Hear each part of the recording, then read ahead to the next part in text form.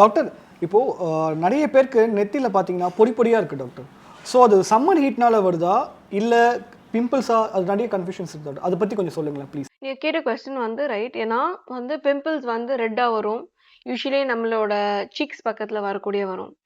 தலையில் மட்டும் இப்போ வந்து சம்மர் டைமில் அடிக்கடியாக பொறி பொறியாக வருது வந்து ஆல்சோ தட் நம்மளோட வேர்வை சுரப்புகளும் இதில் இன்வால்வ்டு. ஸோ ஒரு சைடில் வேர்வை சுரப்புகளும் அது ஜாஸ்தி ஸ்வெட்டிங் ஆகிற காரணம், ஒரு சைடில் பிம்பிள் ஹார்மோனல்னாலேயும் வருது. ஸோ இதுக்கு பேசிக்காக ப்ரிவெண்ட் பண்ணணும் எப்படின்னா, நம்மளோட ஸ்கேல்பில் வந்து எப்போவுமே anti dandruff shampoo weekly thrice use பண்ணணும்.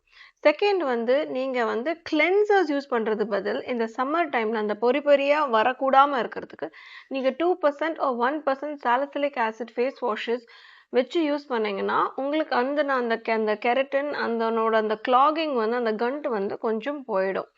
தேர்ட் வந்து ஃப்ளூயிட் பேஸ் சன்ஸ்க்ரீன்ஸ் யூஸ் பண்ணுங்க. ரொம்ப திக் சன்ஸ்க்ரீன்ஸ் வந்து விண்டரில் இஸ் பெட்டர். பட் ஃப்ளூயிட் சன்ஸ்க்ரீன்ஸ்னு இருக்குது, where the water content is higher than the oil content.